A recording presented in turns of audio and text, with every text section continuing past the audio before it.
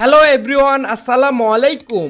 আপনারা সবাই কেমন আছেন? আপনারা দেখছেন আপনাদের পছন্দের এবং ভালোবাসার চ্যানেল বার্ডস অফ ভিলেজ। আজকের ভিডিওতে আপনাদের সাথে যে বিষয় নিয়ে আলোচনা করব অলরেডি কিন্তু আপনারা ভিডিও অংশে দেখতে পাচ্ছেন। আর এই যে দুজনকে দেখতে পাচ্ছেন, এই দুজন হচ্ছে আমার অনেক পছন্দের দুইটি ছোট ভাই এবং আমার বলা চলে আমার চ্যানেলের বা আমার এবিআরের অনেক বড় একটা ভক্ত।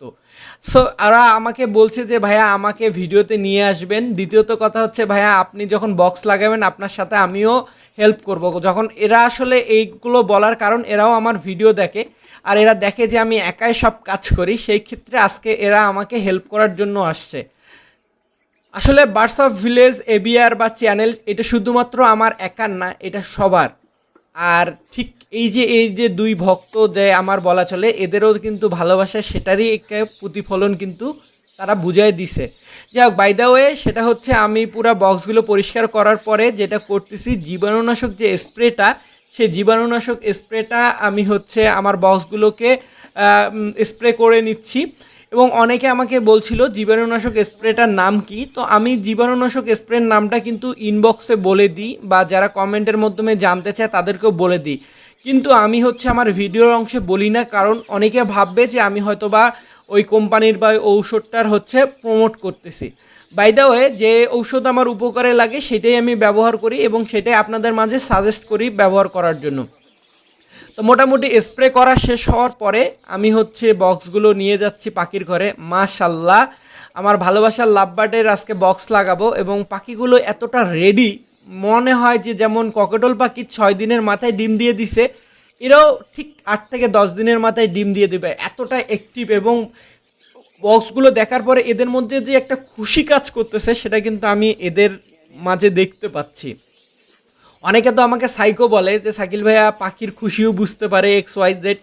এক কথা কি, যে কোনো জিনিস নিয়ে যখন আপনারা পর্যাপ্ত পরিমাণে রিচার্জ করবেন, যার সাথে সময়গুলো বেশি কাটাবেন, তখন কি ওদের সাথে কিন্তু একটা রকমের একটা আপনার বায়ু প্রকাশ তৈরি হবে বা অ্যাডজাস্টমেন্ট তৈরি হবে অটোমেটিকলি। আমার লাভবার্ড পাখি বলে আমার সব পাখির সাথে সেই রকম একটা সম্পর্ক তৈরি হয়েছে। এক্স্যাক্টলি যেমন বাপ মায়ের সাথে বাচ্চাদের যেরকম হয়, ঠিক আমার পাখিগুলোও কিন্তু সেম তাদের সাথে আমার এরকম একটা সম্পর্ক তৈরি হয়েছে। তা মাশাল্লাহ, প্রথমত হচ্ছে আমার সবচেয়ে লাকি বক্স ব্লু কালার, ওই কিনারা দিয়ে শুরু করলাম। আর আস্তে আস্তে করে আমি একটা একটা করে বক্স লাগাচ্ছি এবং প্রতিটা বক্সে কিন্তু আমার যে দুই ভক্ত বা আমার ছোট ভাই, প্রিয় ছোট দুই ভাই, ওরা আমাকে হেল্প করতেছে, ওরা নিচ থেকে দিচ্ছে। এবং ওদেরই একজনকে আমি আজকে ক্যামেরাম্যান বানাইছি। আসলে ওর ক্যামেরা শ্যুট কেমন হয় এটাও আপনারা জানাবেন। আর ও ভয় ভয় করে ভিডিও শ্যুট করতেছিল। তারপরে এই দিকের বক্সগুলো লাগাই দিলাম। আর লাগানোর আসলে বক্স লাগানোর দেখানোর মধ্যে কিছু নেই, তারপরে একটা জিনিস আপনাদের এখানে শিক্ষামূলক বলে দিই।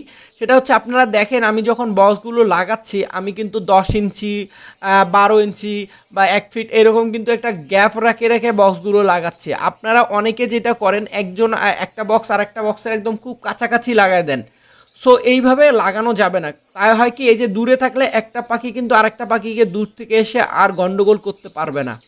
আর আলহামদুলিল্লাহ আগের সিজনে কিন্তু বক্সগুলো রং করে দেওয়ার পরে কিন্তু আমার মারামারির পরিমাণ একেবারেই বলা চলে নাই, কারণ প্রতিবারে এই বক্স নিয়ে কিন্তু মারামারি হয় এবং 2-3টা করে পাখি মারা যায়। কিন্তু আগের সিজনে আলহামদুলিল্লাহ বক্স নিয়ে কোনো রকমেরই মারামারি হয়নি, যার কাছে আমি মনে করি বক্সে রং করে দেওয়ার পরে আমি সাকসেস।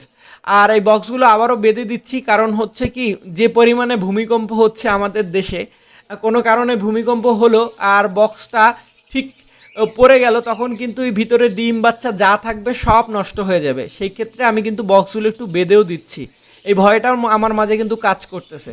তো ওই জন্য আমি আসলে বক্সগুলো রং করে দিছি। অনেকে আমাকে প্রশ্ন করে ভাই আপনি বক্সগুলো কেন রং করে দিছেন? বক্সগুলো রং করার পিছনে আমার রিজন হচ্ছে একটাই, যে মারামারির জন্য পরিমাণটা কম হয়ে আসে। দেখেন শান্তিকে দেখেন, আমি যেখানে শান্তিও সেখানে। ওই দেখেন শান্তি আমার আর এক বড় ভক্ত।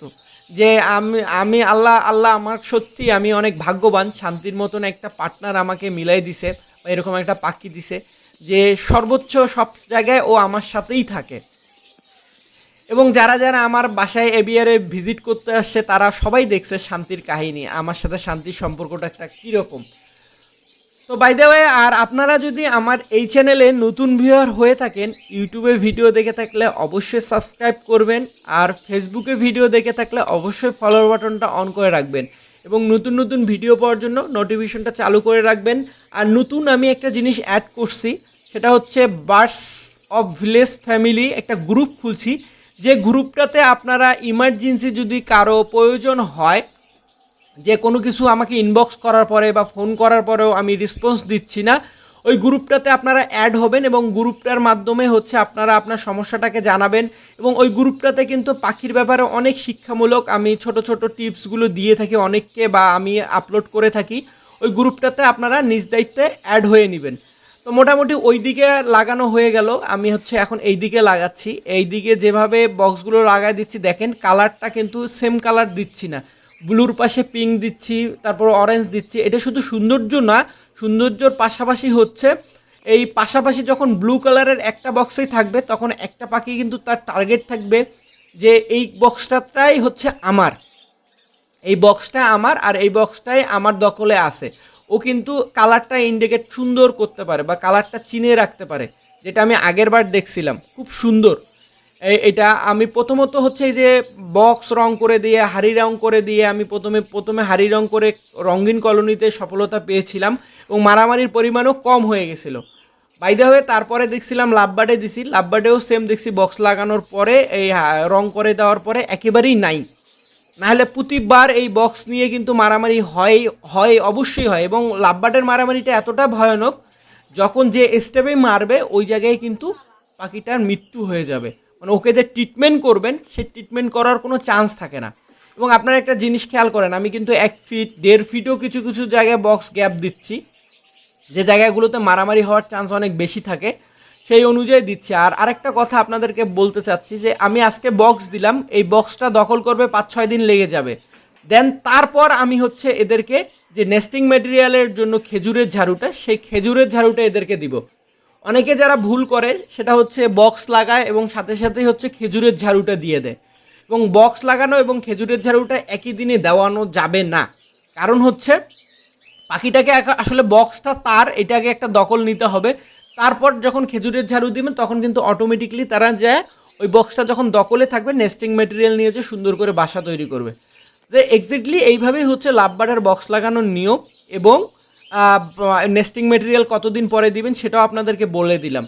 তো যাই হোক, আমি চেষ্টা করি আমার ভিডিওতে কিছু না কিছু আপনাদের মাঝে ইনফরমেশন দেওয়ার, এবং আপনাদের বিশ্বাস এবং আমার বিশ্বাস যে আমি যেগুলোই বলি আপনারা ওইভাবে কাজ করেন এবং আলহামদুলিল্লাহ আপনারা সফলতা পান।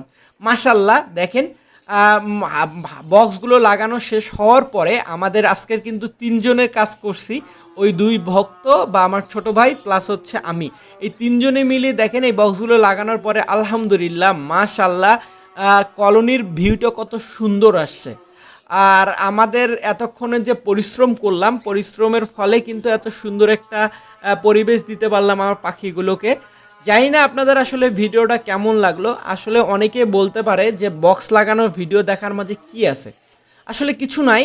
অনেকে আবার প্রশ্ন করে বসে যে আপনি বক্সটা কবে লাগাইলেন, আপনি কি আপনার পাখিগুলোকে রেস্ট দিছেন।